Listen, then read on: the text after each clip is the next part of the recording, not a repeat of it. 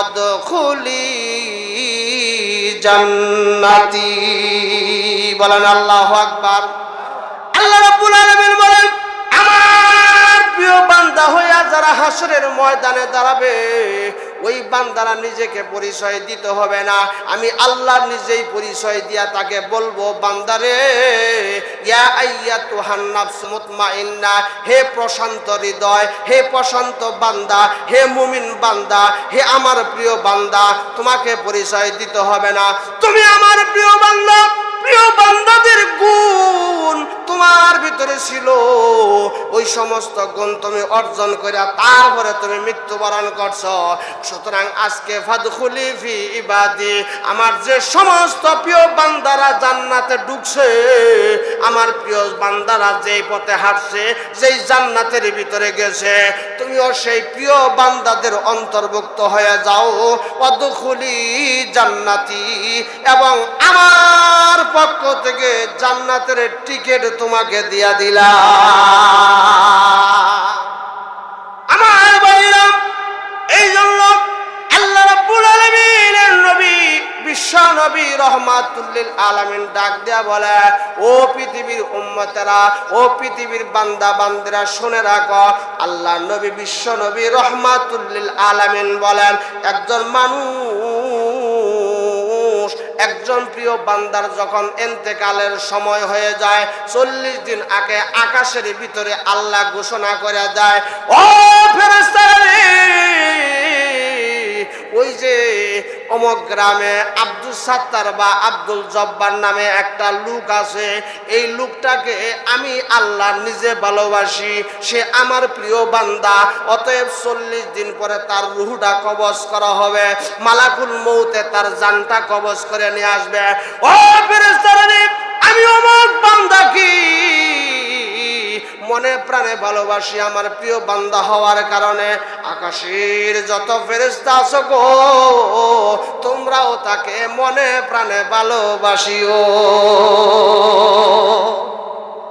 আল্লাহ রাব্বুল আলামিন ঘোষণা দিয়া দেয়। এই জন্য মৃত্যুর যখন সময় হয়ে যায়, মৃত্যুর সময় হওয়ার সাথে সাথে আল্লাহ রাব্বুল আলামিন ফেরেশতাদেরকে ডাক দেয়া বলেন, ও মালাকুল মউত, আমার এই প্রিয় বান্দাটার রূহটা যখন কবজ করবা, আমি আল্লাহ এমনি এমনি কবজ করতে দিব না, কারণ সাকরাতুল মউত, মৃত্যুর একটা যন্ত্রণা আছে, এই বান্দার মৃত্যু যন্ত্রণা যেন না হয়, এই জন্য আমি একটা অল্টারনেটিভ ব্যবস্থা করতেছি যাতে মৃত্যুর যন্ত্রণা না হয়, কারণ ওই লোকটা হচ্ছে আমার প্রিয় বান্দা। এবার ফেরেশতারা ডাক দেয়া বলে, প্রভু গো, কিভাবে তার মৃত্যুর যন্ত্রণা লাঘব করা যায়, কিভাবে মৃত্যুর যন্ত্রণা তাকে না দেওয়া যায়? আল্লাহ ডাক দিয়ে বলেন, ও ফেরেশতারা, জান্নাতের যত ফেরেশতা আছো, আমি 500 ফেরেশতাকে জান্নাত থেকে অবতরণ করাইয়া দিলাম। প্রত্যেকটা ফেরেশতার হাতে এক একটা করে ফুলদানি থাকবো, প্রত্যেকটা ফেরেশতার হাতে এক একটা করে খুশবুদানি থাকবো, প্রত্যেকটা ফেরেশতার হাতের ভিতরে একটা করে জান্নাতের সিনারি এবং দৃশ্য থাকবে।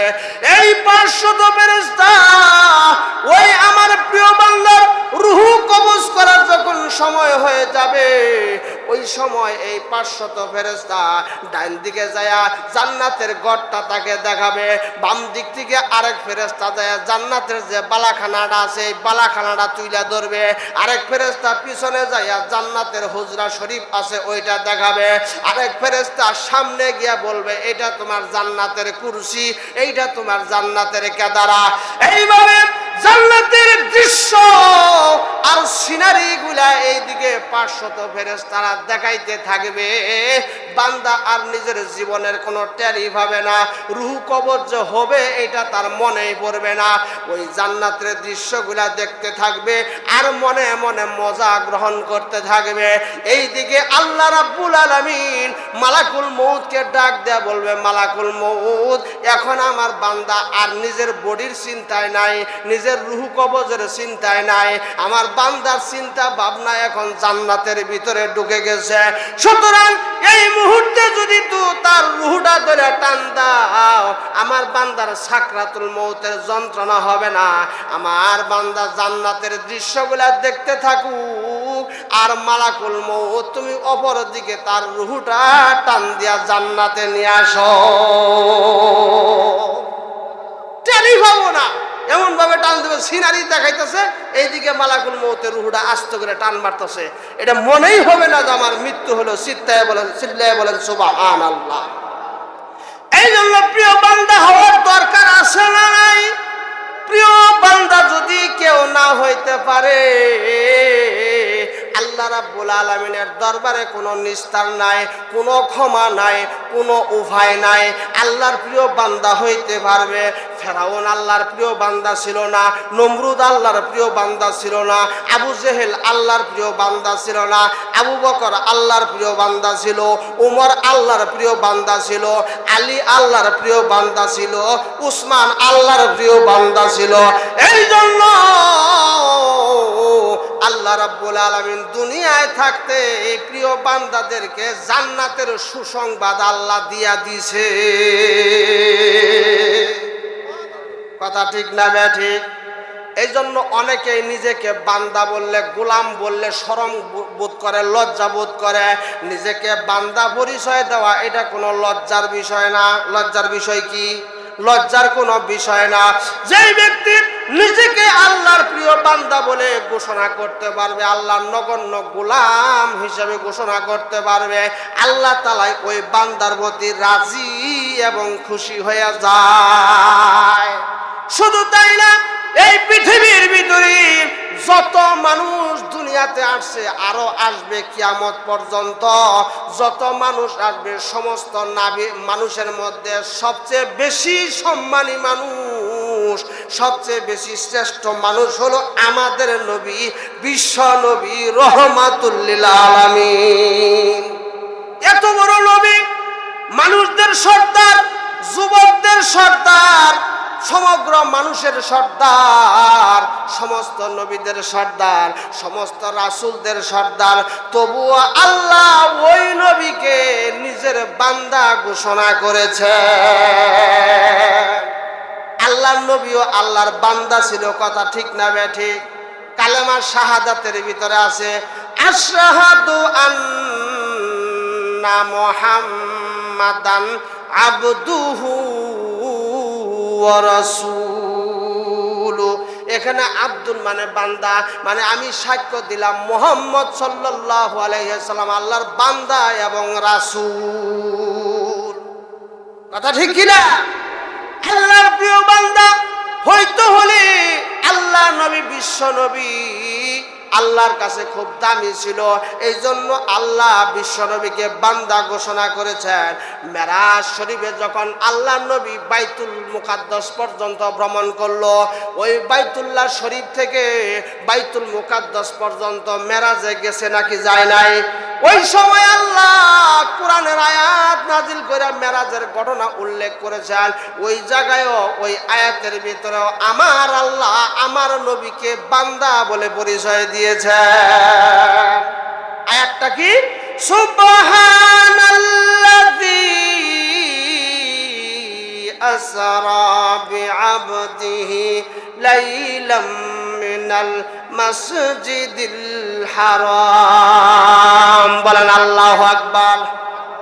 আল্লাহ রাব্বুল আলামিন বলেন, তোমরা স্মরণ করো ওই সময়ের কথা, যেই সময় আমি বিশ্ব নবীকে মেরাজের রাত্রিতে বাইতুল্লাহ শরীফ থেকে বাইতুল মুকাদ্দাস পর্যন্ত আমার বান্দাকে রাত্রে ভ্রমণ করাইছি। এখানেও আল্লাহ বান্দার কথা বলছে। আল্লাহ নবী, বিশ্ব নবী রহমাতুল লিল আলামিন নিজেকেও বান্দা বলে পরিচয় দিয়েছে, নিজেকেও গোলাম বলে পরিচয় দিয়েছে। কারণ গোলাম জিনিসটা, বান্দা জিনিসটা হলো একটা অহংকারের বিষয়, গর্বের বিষয়। কথা ঠিক না বেটি? আল্লাহ নবী, বিশ্ব নবী রহমাতুল লিল আলামিন হযরতে আয়েশা রাদিয়াল্লাহু তাআলা আনহা বর্ণনা করেন, একদিন গভীর রাত, ওই গভীর রাত্রের ভিতরে আমি এবং আমার স্বামী বিশ্বনবী রহমাতুল লিল আলামিনের সাথে বিছানার ভিতরে ঘুমায়া যায়। রাত্র যখন গভীর হয়ে যায়, গভীর রাত্রে আমার হঠাৎ করে ঘুম ভেঙে যায়। আয়েশা রাদিয়াল্লাহু তাআলা আনহা ডাক দেয়া বলে, ঘুম ভেঙে যাওয়ার পর আমি বিছানার উপরে তাকায়া দেখি আল্লাহ নবী বিশ্বনবী রহমাতুল লিল আলামিন বিছানার উপরে নাই। বিশ্বনবী কোথায় গেল?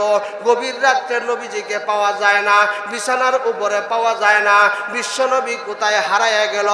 আয়েশা চিন্তিত হয়ে গেছে। ডাক দিয়ে আয়েশা বলেন, আমি বিশ্ব নবীকে ঘরের ভিতরে খোঁজাখুঁজি আরম্ভ করলাম। আল্লাহ নবী বিশ্ব নবী কোথায় চলে গেল? গভীর রাত্রে আল্লাহ নবীকে দেখতে পারতেছি না কেন? এটা চিন্তায় মগ্ন হয়ে গেল। আয়েশা রাদিয়াল্লাহু তাআলা আনহা বলেন, আমি ঘুরতে ঘুরতে ঘুরতে ঘুরতে ঘুরতে ঘরের ভিতরে চক্কর দিতে দিতে দিতে দিতে দেখি এক জায়গায় আমার নবী বিশ্ব নবী রহমাতুল লিল আলামিন নামাজের ভিতরে দাঁড়ায়া আল্লাহর দরবারে কান্নাকাটি করে। বলেন সুবহানাল্লাহ। আরো জোরে কর না সুবহানাল্লাহ। আয়েশা রাদিয়াল্লাহু তাআলা আনহা অবাক হয়ে গেছে। প্রচন্ড শীত, এত শীতের ভিতরে আল্লাহর নবী বিশ্ব নবী দাঁড়ায়া দাঁড়ায়া সারা রাত্র নামাজ আদায় করে আরামের বিছানাটা ত্যাগ করে দিছে। আল্লাহর নবী আল্লাহর শুকরিয়া আদায়ের জন্য দাঁড়ায়া নামাজের ভিতরে দাঁড়ায় গেছে। আয়েশা রাদিয়াল্লাহু তাআলা আনহা মনে মনে চিন্তা করে, ওগো আমি তো নিজেও কোরআন পড়ি। আয়েশা বলেন, আমি সূরা তাওবার ভিতরে পড়েছি, আমার আল্লাহ আমার নবী বিশ্ব নবী রহমাতুল লিল আলামিনের আগের গুনাহ মাফ করে দিয়েছেন, পরের গুনাহ মাফ করে দিয়েছেন, ভবিষ্যতের গুনাহ মাফ করে দিয়েছেন, অতীতের গুনাহ মাফ করে দিয়েছেন। এত ক্ষমার ঘোষণার পরেও আমার নবী বিশ্ব নবী কনকনে শীতের ভিতরে ঠান্ডা পানি দ্বারা ওযু করে তাহাজ্জুদের নামাজের ভিতরে দাঁড়ায়া দাঁড়ায়া আল্লাহর দরবারে কান্দে।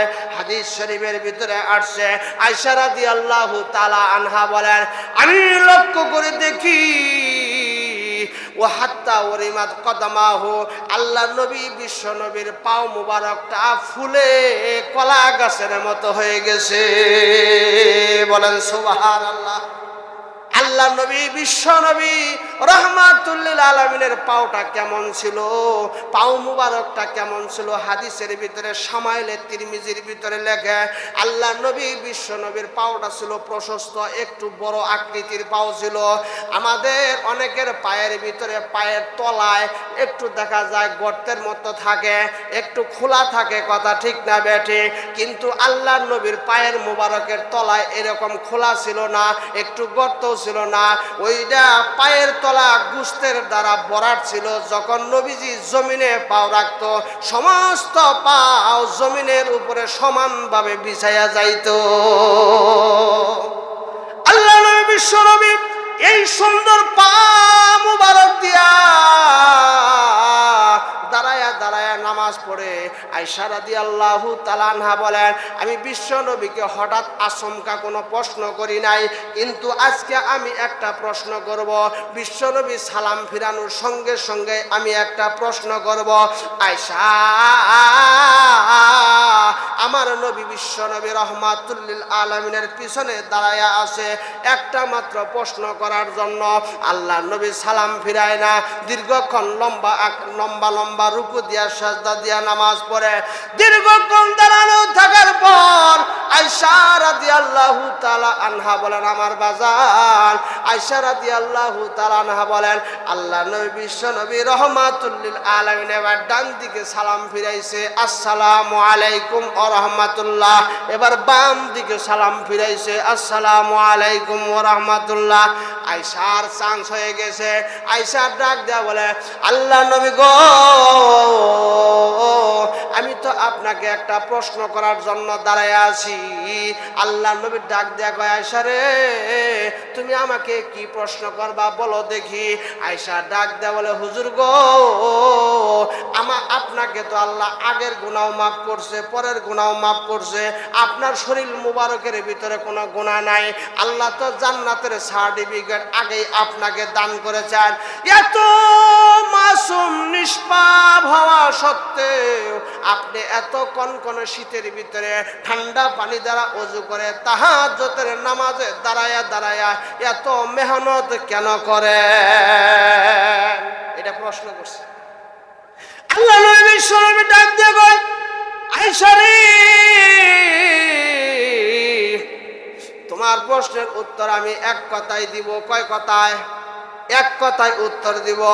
আল্লাহ নবী বিশ্বনবী রাহমাতুল লিল আলামিন এক কথায় আয়েশার প্রশ্নের জবাব দিয়েছে। সেটা ছিল আল্লাহ নবীর নিজের বাণী ছিল। আল্লাহ নবী নিজে বলেছেন এইভাবে, আফালা আকুনা আবদান শাকুরা। রে আয়েশা, তুমি যাই আমাকে বললাম আমার আল্লাহ আগের গুনাহ মাফ করলো, আমার পরের গুনাহ মাফ করলো, আমার আল্লাহ আমার শরীরের ভিতরে কোনো গুনাহ দেয় নাই, আমাকে নিষ্পাপ বানায়া দুনিয়ার ভিতরে পাঠাইছে। আল্লাহ রাব্বুল আলামিন এত কৃতজ্ঞ আমার উপর করলো, এত রহমত করলো, এত দয়া করলো, আমি কি ওই আল্লাহর কৃতজ্ঞশীল বান্দা হতে পারি না? বলেন সুবহানাল্লাহ। তাহলে এখানে আল্লাহ নবী নিজেই নিজেকে বান্দা পরিচয় দিয়েছেন। এটা বোঝানোর জন্য উদাহরণটা দিলাম। আল্লাহ নবী নিজেই নিজেকে কি বলেছেন? বান্দা পরিচয় দিয়েছেন। তাহলে গোলাম হওয়া এটা হলো গর্বের বিষয়, বান্দা হওয়া এটা হলো গর্বের বিষয়। কোন মানুষকে যদি আল্লাহ নবী নিজেও গোলাম বলে, তার কপালটাও খুলে যায়, তার কিসমতটাও খুলে যায়, তার ভাগ্যটাও খুলে যায়। আল কৌলুল বাদী নামক একটা কিতাব আছে। এই কিতাবের লেখকের নাম হলো ইমাম সাখাবী রহমাতুল্লাহি আলাই। ইমাম সাখাবী রহমাতুল্লাহ আলাই ওই কিতাবের ভিতরে একটা ঘটনা আনছে। তখন আর আমার নবী বিশ্ব নবী দুনিয়াতে নাই, দুনিয়া থেকে বিদায় হয়ে গেছে। হযরতে উমরের কালীন, উমরের যুগ, উমরের শাসন আমল। ওই সময় উমর রাদিয়াল্লাহু তাআলা আনহুর একটা সন্তান ছিল। উমর রাদিয়াল্লাহু তাআলা আনহুর একটা সন্তান ছিল। উমর রাদিয়াল্লাহু তাআলা আনহুর সন্তানের নাম ইবনুল উমর রাদিয়াল্লাহু তাআলা আনহু। তখন নবীজির আদরের দুলাল নাতিন হযরতে হুসাইন রাদিয়াল্লাহু তাআলা আনহু বেঁচে আছে। হুসাইনেরও বয়স কম, শৈশবকাল। আবার আব্দুল্লাহ ইবনে উমরেরও বয়স কম, শৈশবকাল। দুইজনে খেলাধুলা করতেছে। বাচ্চা মানুষ, বাচ্চারা খেলাধুলা করে না? হযরতে আব্দুল্লাহ ইবনে উমর আর ইমাম হুসাইন রাদিয়াল্লাহু তাআলা আনহু খেলাধুলা করতেছে। খেলাধুলার মাঝখানে বাচ্চাদের ঝগড়া লাগে কি লাগে না? খেলতে খেলতে এক বাচ্চা আরেক বাচ্চার সাথে ঝগড়া লাগে না? ঝগড়া লাগলে দুইজনে যখন পার্সাপার্সি করে, দস্তাদস্তি করে, যদি কেউ না হয়, কেউ হাইরা যায়, কেউ জিতে যায়, যে হাইরা যায় সেই কয়, যাস আমগর বাড়ির যাস, তোরে মজাটা বুঝাই দিমুনি, এই কইয়া ওখান থেকে স্থান ত্যাগ করে চলে আসে। কথা ঠিক না বেঠিক? বাচ্চারা ঝগড়া করে।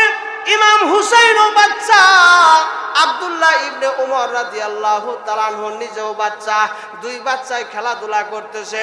এই সময় খেলাধুলা করতে করতে আব্দুল্লাহ ইবনে উমর রাদিয়াল্লাহু তাআলা আনহু এবং নবীজির নাতি হযরতে হুসাইন রাদিয়াল্লাহু তাআলা আনহু, এই দুইজনের মধ্যে একটা ঝগড়া লাগছে, একটা তর্ক বিতর্ক লাগছে। এক পর্যায়ে দুইজনে ঝগড়া করতে করতে হযরতে হুসাইন রাদিয়াল্লাহু তাআলা আনহু, হযরতে হুসাইন রাদিয়াল্লাহু তাআলা আনহু আব্দুল্লাহ ইবনে উমর মানে উমর রাদিয়াল্লাহু তাআলা আনহুর সন্তান, তাকে গোলামের বাচ্চা, গোলাম বলে গালি দিছে। ইমাম হুসাইন উমরের ছেলে আব্দুল্লাহ ইবনে উমরকে একটা গালি দিছে। এটা হচ্ছে গোলামের বাচ্চা, গোলাম কইয়া। কন্ত কেউ যদি কাউকে গোলামের ঘরের গোলাম, গোলামের বাচ্চা গোলাম কয় তাহলে মেজাজ খারাপ হবে কি হবে না? এখনো যদি কেউ কাউকে গোলামের বাচ্চা গোলাম কয় মেজাজ খারাপ হয়ে যায়, কথা ঠিক না বে ঠিক? হযরত আব্দুল্লাহ ইবনে উমর রাদিয়াল্লাহু তাআলা আনহু এটা আর সইতে পারে নাই, পরাণের সইতে পারে নাই। হায় হায়, আমার বাবা উমর রাদিয়াল্লাহু তাআলা আনহু, উমর তো নিজেও গোলাম ছিল না, আমার দাদাও গোলাম ছিল না, আমিও তো গোলাম না, আমিও তো দাস দাসী না। অতএব হুসাইন রাদিয়াল্লাহু তাআলা আনহু কেন আমাকে গোলামের ঘরের গোলাম, গোলামের বাচ্চা গোলাম কয়ে গালি দিল? এটা আর তার প্রেস্টিজ নষ্ট হয়ে গেছে। মনের ভিতরে ক্রোধ নিয়া, গুসা নিয়া তার নিজের পিতা হযরত ওমর রাদিয়াল্লাহু তাআলা আনহুর কাছে নালিশ করছে, বাবা তুমিও গোলাম না, আমিও গোলাম না, কিন্তু নবীজির নাতি হযরত হুসাইন আমাকে গোলামের বাচ্চা গোলাম কয়ে গালি দিল, বান্দির ঘরের বান্দি বলে গালি দিল। এখন আমার ও ভাই কি, ও আমার আব্বা, আপনি তো এখন প্রেসিডেন্ট, অর্ধ জাহানের বাদশা হচ্ছেন হযরত ওমর রাদিয়াল্লাহু তাআলা আনহু। প্রেসিডেন্টের ছেলেরে গালি দিছে, প্রধানমন্ত্রীর ছেলেরে গালি দিছে, অর্ধ জাহানের বাদশা ওমরের ছেলেকে গালি দিছে। তাও গালি দিছে কারা? নবীজির আদরের নাতি, জান্নাতি লোকদের সর্দার, জান্নাতি যুবকদের সর্দার হযরত হুসাইন রাদিয়াল্লাহু তাআলা আনহু। ব্যাপারটা মুশকিল না? বিচারটা কেমনে করে? একদিকে রসুলের নাতি, আরেকদিকে অর্ধ জাহানের বাদশা উমরের ছেলে আব্দুল্লাহ ইবনে উমর রাদিয়াল্লাহু তাআলা আনহু। সাহাবায়ে কেরাম তারা লক্ষ্য করতেছেন, দেখি উমর আজকে কিভাবে বিচার করে।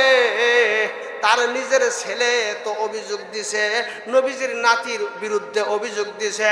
নবীজির নাতি হুসাইন তার ছেলেকে গোলামের বাচ্চা গোলাম বলছে, বান্দির ঘরের বান্দি বলছে।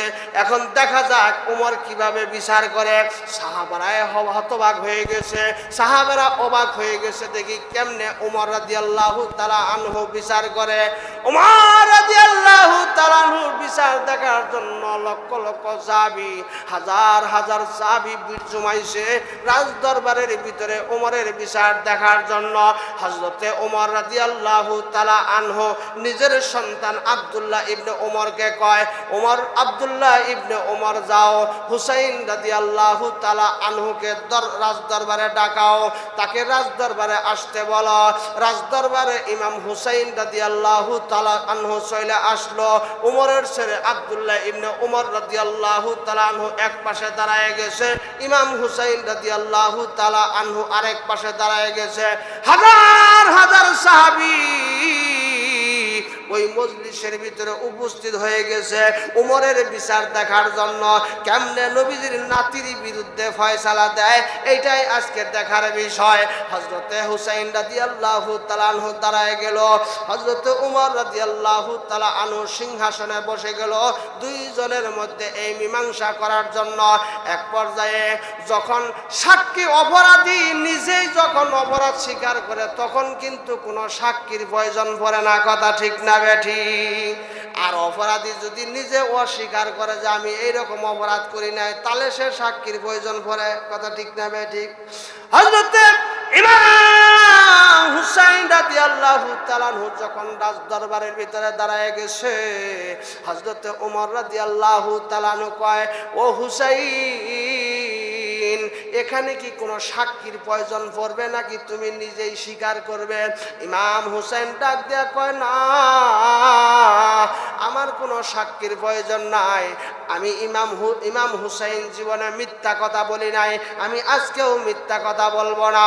ঠিক আছে, তুমি কি আমার ছেলেকে আব্দুল্লাহ ইবনে ওমরকে তুমি গোলামের ঘরের গোলাম, গোলামের বাচ্চা গোলাম, বান্দির ঘরের বান্দি, এই বলে কি তুমি গালি দিয়েছ?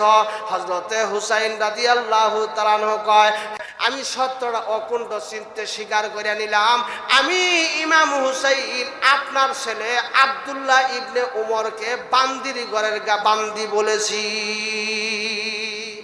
হযরত ওমর রাদিয়াল্লাহু তাআলা আনহু বলেন, কেন তুমি বললা? আমার সন্তান কি গোলামের বাচ্চা গোলাম বলে কেন গালি দিলা? হযরতে হুসাইন রাদিয়াল্লাহু তাআলা আনহু ডাক দেয়া কয়, ওহো ওগো অর্ধজাহানের বাদশাহ ওমর, আমি কি ভুল বলছি কিনা, আমি কি মিথ্যা বলছি কিনা?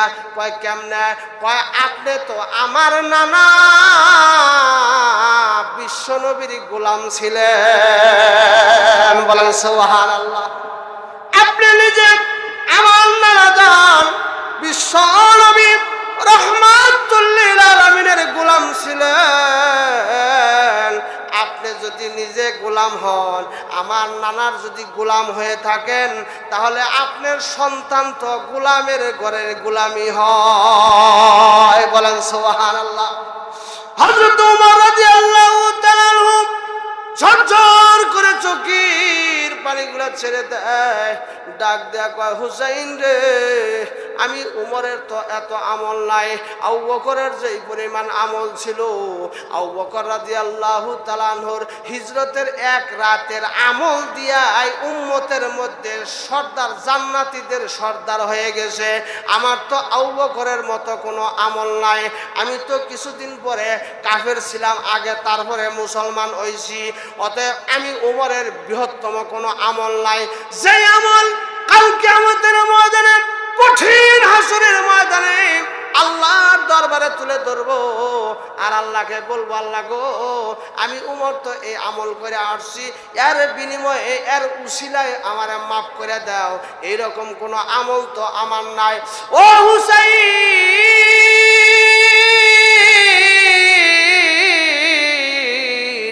আমি তোমাকে বলি, আমি তোমাকে একটা কাগজের টুকরা দিলাম, এই কাগজের টুকরার ভিতরে তোমার এই কথাটা কি আমাকে একটু লেখা দিতে পারবা? ইমাম হুসাইন রাদিয়াল্লাহু তাআলা আনহু ডাক দেয়া কয়, ওমর গো, যেহেতু আমি স্বীকার করেছি, বলেও ফেলেছি, অতএব কাগজের ভিতরেও লিখতে আমার কোনো অসুবিধা নাই, আমি কাগজের ভিতরেও লেখা দিতে পারবো। হযরত ওমর হাজার হাজার সাহাবীর সামনে একটা কাগজের টুকরা হযরতে হুসাইন রাদিয়াল্লাহু তাআলা আনহুর হাতে তুলে দেয়, ডাক দিয়া কয়, এই জায়গায় তুমি গোলামের ঘরের গোলাম, আমার ছেলে, এই কথাটা তুমি দয়া করে লেখা দাও। সাহাবারা ডাক দিয়া কয়, হযরত ওমর, আপনি কাগজের ভিতরে এই লেখা দিয়ে আপনি কি প্রমাণ করতে চান? হযরত ওমর রাদিয়াল্লাহু তাআলা আনহু কয়, আমি কোনো কিছু প্রমাণ করতে চাই না, আমি আমার আখিরাতটা স্বচ্ছ করতে চাই, আমি আমার আখিরাতটা পরিষ্কার করতে চাই, জান্নাতের রাস্তা আমি ক্লিয়ার করতে চাই। ও উপস্থিত সাহাবীরা, আমার সন্তান আব্দুল্লাহ ইবনে ওমর, আমি যখন মারা যাব, মারা যাওয়ার পরে জলদি করে আমার কাফন দাফনের ব্যবস্থা করবা, সমস্ত কাপড়গুলা পরিপাটিভাবে আমাকে সাজায়া দিবা। সাজানোর পর এই যে এক টুকরা কাগজ ইমাম হুসাইন রাদিয়াল্লাহু তাআলা আনহু, জান্নাতি যুবকদের সর্দার ইমাম হুসাইন রাদিয়াল্লাহু তাআলা আনহু লেখা দিছে, এই এক টুকরা কাগজ আমার মরণের পরে আমার কাফনের ভিতরে ঢুকাইয়া দিও। কিয়ামতের মাঠে আমার কোন আমল যদি আল্লাহর দরবারে কবুল না হয়, আমি এই কাগজের টুকরাটা আল্লাহ রাব্বুল আলামিন বিশ্ব নবীরা সামনে তুলে ধরব। ওগোলামেজি, আমার কোনো আমল নাই, আপনার নাতি জান্নাতি যুবকদের সর্দার ইমাম হুসাইন রাদিয়াল্লাহু তাআলা আনহু বলেছেন, আমি বলে গোলাম। তখন আমি পরিষ্কার করে জিজ্ঞাসা করছি যে আমি কার গোলাম? তখন ইমাম হুসাইন বলছে, আমি নাকি আপনার গোলাম, বিশ্ব নবীর গোলাম।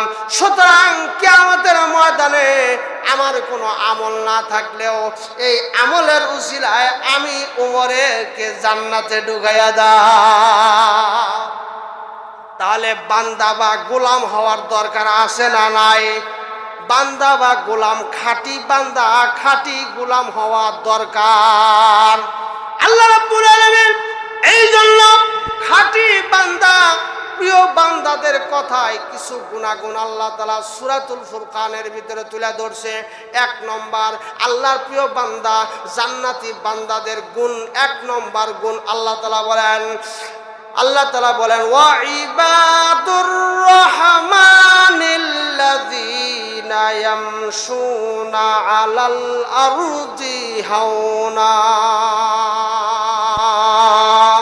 1 নম্বর গুণ হলো আল্লাহ রাব্বুল আলামিন বলেন, যখন আমার প্রিয় বান্দা হইতে চায়, যারা আমার মুকাররাব বান্দা হইতে চায়, যারা জান্নাতি বান্দা হইতে চায়, তাদের 1 নম্বর গুণ, তখন তারা যখন রাস্তা দিয়ে হাঁটবে নম্র এবং ভদ্রভাবে চলাফেরা করবে।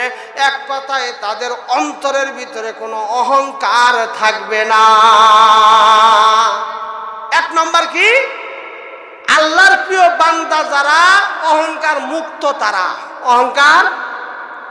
অহংকার যদি কারো অন্তরের ভিতরে থাকে, এই লোকটা জান্নাতে ঢুকবে না।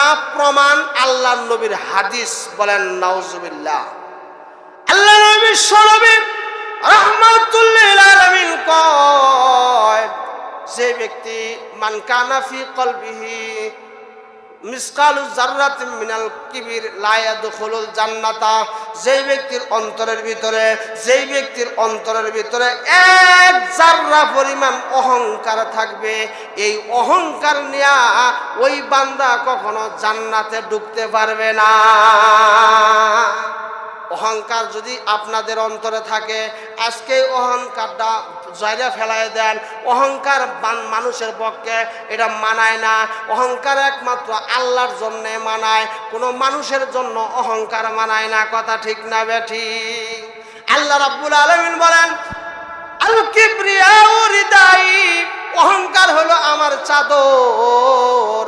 আল্লাহর চাদর ধরে যারা টান দেয়, ফেরাউনের মতো তাদের উপর গজব নাজিল হয়।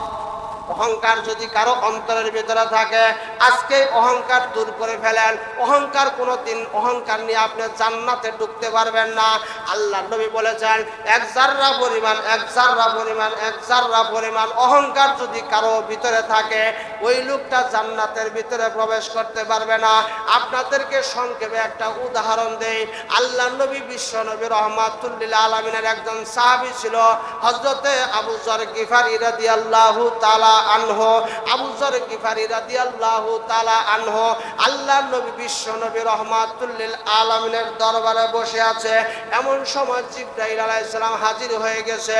জিবরাইল এসে দেখে আবু যর গিফারী, আল্লাহর নবীর সাহাবী আবু যর গিফারী রাদিয়াল্লাহু তাআলা আনহু বিশ্ব নবীর সাথে কথাবার্তা বলতেছে।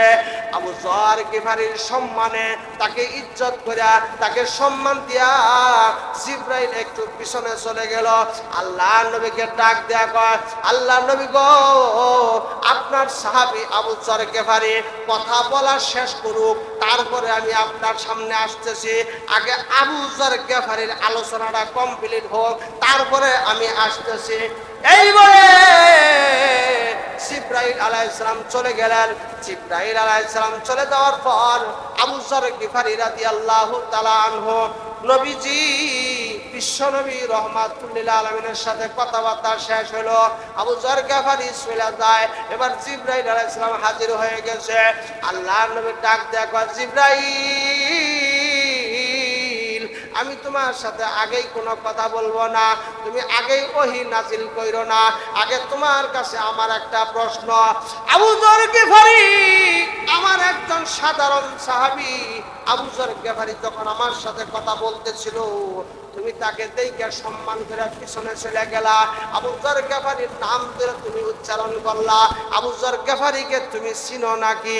আবু যর গিফারীকে এত সম্মান এবং মর্যাদা কেন করলা? জিবরাইল আলাইহিস সালাম ডাক দেয়া কয়, আল্লাহর নবী গো, আবু যর গিফারী আপনার সাহাবী, এমন একজন সাহাবী, শুধু আমি জিবরাইল তার নাম জানি, তাকে চিনি, বিষয়টা এমন নয়। বরং আকাশের ভিতরে হাজার হাজার লক্ষ লক্ষ কোটি কোটি ফেরেশতা আছে। এই আকাশের কোটি কোটি ফেরেশতা আপনার সাহাবী আবু যর গিফারীকে চিনে। ডাক দিয়ে কয়, আবু যর গিফারীকে কেন